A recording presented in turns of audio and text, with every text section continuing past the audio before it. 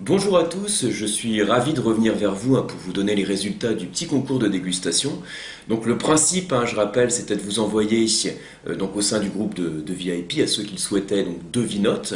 Il y avait une vinote pour un vin blanc, une vinote pour un vin rouge, et de vous inviter à faire la fiche de dégustation du vin et ensuite essayer d'interpréter le vin.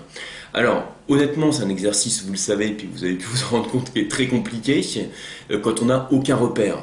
Je ne vous ai pas dit si c'était un vin français, un vin du monde, je ne vous ai pas dit le millésime, je ne vous ai dit rien du tout, aucune piste. Donc vous étiez complètement livré à vous-même. Donc c'est un exercice qui est compliqué. Moi je vous demandais simplement de décrire le vin en remplissant une fiche de dégustation suivant un format qui était prédéfini. Donc il y avait un format sur le questionnaire en ligne que vous pouviez remplir directement. Et ensuite d'essayer d'identifier le vin, donc aussi bien le type de vin, le cépage, le millésime, là encore sans vous donner aucune indication. Donc effectivement c'est un exercice casse-gueule, quand on le fait entre pros c'est la même chose, c'est-à-dire que comme je le dis tout le temps, c'est une école d'humilité, c'est normal de se planter, c'est normal d'avoir des difficultés à analyser le vin, parce qu'il y a parfois des petits indices, des petits repères qui font qu'on va s'orienter vers un type de vin, et puis finalement on est complètement à côté de la plaque, ça peut arriver. Alors, une chose aussi, alors là c'est pour vous représenter un peu le contexte. Une chose aussi, comment j'évalue donc les meilleurs résultats, on va dire les gagnants du concours de dégustation. Il y avait deux parties, une partie description du vin, donc en remplissant la fiche, et une partie interprétation, donner le vin en fait, essayer d'identifier le vin. Pour la partie description, je fais en sorte de simplement que vous soyez cohérent avec une correction type, qui est celle que je vais vous faire tout de suite. C'est-à-dire que si vous me... Donc moi j'utilise les petites fiches de dégustation masterclass que vous aviez. Si par exemple sur la fiche vous me dites l'intensité de la robe est plutôt pâle et que moi je la trouve intense, là il y a un problème, donc ça va pas. Mais par contre, si moi je la trouve intense et que vous la trouvez soutenue, je considère qu'on est dans la même approche. Donc c'est différent de ce qui est fait généralement sur des corrections de WSET, pour ceux qui ont fait la formation, où là il faut être extrêmement carré et coller complètement au cadre de dégustation du dégustateur, du formateur. Moi je pars du principe qu'il y a toujours des petites divergences, que c'est normal, on est tous différents, on peut avoir des petites différences dans l'évaluation du vin, donc simplement il faut être cohérent. Donc la correction de la description, je fais en sorte que vous soyez cohérent par rapport à une description type du vin que je vais vous faire. Et ensuite, ce qui est important, c'est plus la partie interprétation. Donc éventuellement les cépages que vous avez donnés, le pourquoi, je vous avais demandé d'expliquer un petit peu pourquoi, en quelques arguments, ce qui vous faisait pencher pour tel ou tel cépage, tel type de vin, telle appellation. Alors je vous le dis, les résultats sont plutôt pas mal. Sur les deux vins, vous avez à chaque fois donc les vins qui ont été les cités. En tout cas sur le vin blanc, il y a eu des meilleurs résultats puisque le cépage est apparu en majorité. Donc vous avez retrouvé pour la plupart le cépage. L'appellation, c'était plus compliqué, voire la région. Sur le deuxième vin, il était un petit peu plus casse-gueule, un peu plus compliqué, on va dire. Et je vous propose de commencer tout de suite par le vin blanc. Donc on va mettre fin au suspense. Je vais tout de suite vous montrer la bouteille, et non. Donc le suspense va être un tout petit peu plus prolongé, donc j'ai fait en sorte de cacher à peu près l'étiquette. Et puis on va le déguster ensemble, on va regarder la robe, on va le décrire. Je prends le format de description de la fiche masterclass, mais dans le mail qui accompagne cette vidéo, je vous mets également la fiche corrigée du WSET pour le niveau 3, pour ceux que ça intéresse, pour avoir ce format de fiche. Alors, c'est parti. On va regarder ce qu'on peut dire sur ce vin. Donc, je vous remets un petit peu la robe du vin en tête. Vous voyez un petit peu la tête du vin. Bon, la tête. Donc, la tête, c'est pas du tout dans la fiche de dégustation. L'apparence d'abord. Donc, je reprends ma petite fiche de dégustation et puis je vais suivre les différentes étapes. Alors, première chose, en ce qui concerne la limpidité. Ce vin est limpide. Bon, bien, il n'est pas trouble, il n'y a pas de dépôt, pas de particules, très bien. Ensuite, l'intensité colorante, vous voyez qu'elle est plutôt bien marquée, je vais dire entre guillemets. Je vais la qualifier de soutenue. Donc moi, sur une échelle de 5 points, l'intensité, ça serait 4 sur 5. C'est-à-dire qu'il manque un petit peu encore pour avoir la robe qui soit complètement intense, mais c'est soutenu. Je vais qualifier la couleur de doré. Alors, la couleur de doré, en fait, c'est ce que j'ai sur les noms de couleurs que vous avez sur la fiche masterclass. Si vous corrigez suivant un format WSET, c'est le terme or qui est utilisé, qui est aussi complètement adapté. Donc si certains d'entre vous m'ont dit doré, d'autres or, voilà, c'est pas un souci, on reste dans la même approche. Hein. L'idée, c'est pas de le voir, on va dire jaune-vert par exemple, hein, pas les jaunes-verts. Vous voyez l'idée. Donc c'est doré et soutenu. Ensuite, pareil, hein, je vous dis, pour pas vous embrouiller, je laisse de côté la fiche WSOT, je vous la donnerai en correction pour ceux que ça intéresse. Là, je reste vraiment sur le cadre de la fiche que je vous avais donnée. Alors, au niveau du nez, premier nez. Donc déjà, pas de défaut. Tout de suite, hein, je commence à percevoir des arômes, sans que les arômes, on va dire, me sautent au nez. Donc c'est pas un nez qui est intense, mais que je le qualifierais d'ouvert. Hein. Avant même d'avoir collé mon nez au verre, je commence à percevoir déjà certaines gammes d'arômes. Donc on va l'oxygéner pour être un petit peu plus précis et mettre un nom sur les arômes. Alors tout de suite, ce qui saute au nez, hein, c'est une certaine évolution. Je vais aller vraiment du général au particulier, une certaine évolution. Alors je vais vous citer d'abord des arômes de fruits secs. Quelques arômes de coin. On est aussi sur des notes d'amande, de pâte d'amande qui sont caractéristiques au passage d'une évolution du vin. Il y a quelques notes oxydatives sur ce vin. Certains d'entre vous, par exemple, m'ont parlé de noix, de noisettes. Alors moi, sans aller jusque la noix, c'est vrai qu'on a quand même du fruit qui est bien mûr. Par exemple, là les notes, on perçoit entre guillemets une certaine acidité au nez, mais l'acidité qu'on perçoit, c'est du fruit confit, c'est de l'agrume confit. C'est de l'écorce d'orange, la marmelade d'orange. On est vraiment sur toute cette gamme. Hein. Des notes aussi un petit peu de gingembre, fruits secs. C'est un nez qui est complexe, qui a une belle gamme d'arômes et qui est caractéristique d'une certaine évolution. Alors, est-ce qu'il y a une évolution délibérée? Est-ce que c'est un vin qui est travaillé sur un élevage oxydatif ou est-ce que c'est simplement un vieux vin? Donc on va voir, hein, on va continuer la dégustation et voir sur quelle piste on part. Alors, pour l'instant déjà, au passage à ce stade, il y a certains arômes qui peuvent éventuellement vous mettre sur la piste de cépage. D'ailleurs, certains d'entre vous sont partis sur le cépage de ce vin par rapport aux arômes. Hein, d'ailleurs, certains arômes que je vous ai cités sont assez caractéristiques aussi. Après, vous allez me dire, voilà, mais si on ne connaît pas les correspondances entre les cépages et les arômes, si on n'a pas dégusté ce type de vin, ce type de cépage, comment on fait? Eh bien, c'est compliqué.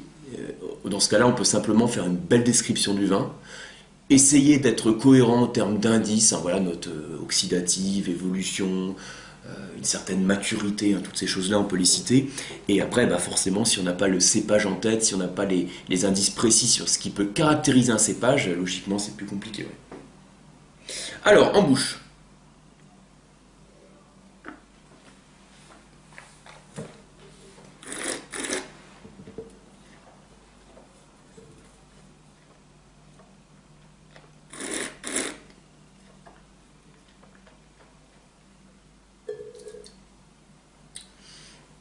Alors, là, ce qui peut en surprendre certains, et ce qui vous a d'ailleurs surpris pour certains d'entre vous, c'est que c'est finalement un vin qui a beaucoup de fraîcheur, comprenez acidité, hein, qui pique la bouche, alors que quand on l'a observé comme ça, on s'est dit, tiens, de par la robe soutenue, de par le nez, on s'attend à avoir un vin un petit peu oxydatif et avoir un niveau de fraîcheur qui soit moins marqué. Là, la fraîcheur est très présente.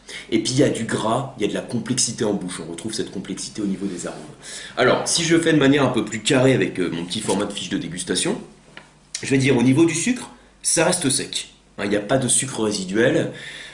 Au niveau de l'alcool, l'alcool n'est pas dominant, même s'il y a du gras, je le qualifierais de léger en termes d'alcool. L'acidité, par contre, est de nerveuse. Alors, nerveuse, ça serait 5 sur 5. Ça peut être vif, hein, si vous avez coché vif. Ça reste cohérent, ça reste dans cette approche. Moi, je partirais même sur nerveux de par sa fraîcheur. Les tanins, ici, on n'en parle pas. En arôme de bouche, je vais retrouver ce côté de fruits très sec, confit, je vais dire citron confit, encore l'écorce d'orange, quelques notes d'amande. On a vraiment ces évolutions en bouche. Quelques notes aussi qui vont évoquer le miel d'acacia, sans être sur la sucrosité. Hein. Quand je dis le miel, on est vraiment sur la partie arôme et pas sur la sucrosité qui serait liée aux saveurs. En termes de longueur en bouche,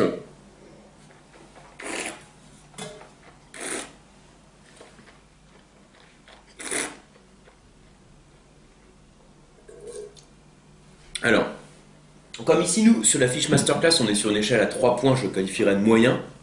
Parce que sur les longs, on serait quand même sur des vins qui sont avec plus de caudalie en bouche, hein, plus de complexité, plus de longueur en bouche, une meilleure persistance aromatique. Ceci dit, sur les fiches du WSET3, vous pourriez partir sur moyen plus, où là il y a une échelle à 5 points. Je dis que je laisse ça de côté, mais voilà.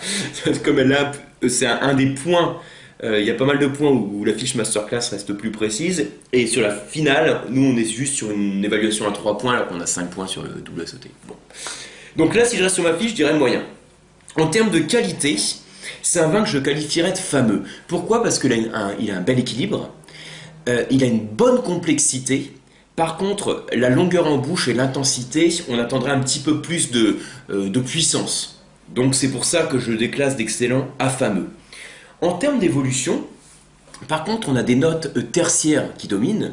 Hein, on a vu que c'était caractéristique peut-être de l'élevage en bouteille du vin blanc, avec quelques notes aussi, je vous ai dit, de coin, d'amande, un petit peu de gingembre aussi, que je vais peut-être moins évoquer. Donc moi, je dirais que c'est un vin qui est à son apogée. Faut pas attendre beaucoup plus pour le déguster. À moins d'avoir une super cave, parce que c'est vrai qu'il a encore un bon niveau d'acidité. Donc on se dit que le bon niveau d'acidité, ça peut valoir le coup, si vous avez quelques bouteilles, de voir ce que ça donne en cave. Mais moi, pour garder quand même un petit peu de fraîcheur au niveau des arômes, je resterai sur cette gamme d'évolution. Donc ça, c'est la description qu'on en fait. Et je vous dirais, c'est aussi une description que c'est à peu près l'approche que vous avez eue pour la plupart d'entre vous sur ce vin, pour décrire ce vin. Des petites nuances de temps en temps, mais en général, c'est à peu près cohérent avec ce que je viens de vous dire. Maintenant, pour l'interprétation que vous avez eu plusieurs approches. Il y en a certains d'entre vous qui sont partis sur des vins oxydatifs, qui ont retrouvé ce côté un peu de noix qui caractérise l'oxydation, voire la pomme mûre, et qui ont dit, élevage oxydatif, qu'est-ce que c'est? Qu'est-ce que ça caractérise? C'est peut-être un vin du Jura, par exemple un Savagnin. Il y a quelqu'un qui m'a dit un vin jaune. Alors, c'est cohérent par rapport, on va dire, à l'interprétation de l'indice. Ceci dit, un vin d'élevage oxydatif, l'oxydation serait beaucoup plus marquée que ça. Là, on a plutôt l'impression que... alors, il y a peut-être un petit peu d'élevage oxydatif parce qu'il y a un petit peu de fût. C'est vrai qu'il y a quelques notes vanillées aussi, donc je ne vais pas trop parler au nez, mais c'est vrai qu'il y a quelques notes vanillées, donc il y a peut-être un petit peu de fût de chêne, mais on n'est pas franchement sur un élevage oxydatif au vin jaune, hein, voilà, avec cette approche où on va vraiment travailler le vin en contact avec l'air. Là, on a un petit peu d'oxydation, mais qui est plus lié peut-être avec un petit élevage en fût, et puis surtout un vin qui a évolué. On voit ici la couleur qui montre l'évolution du vin. Certains d'entre vous ont pensé au Riesling, donc on passait à un Riesling d'Alsace, de par son acidité.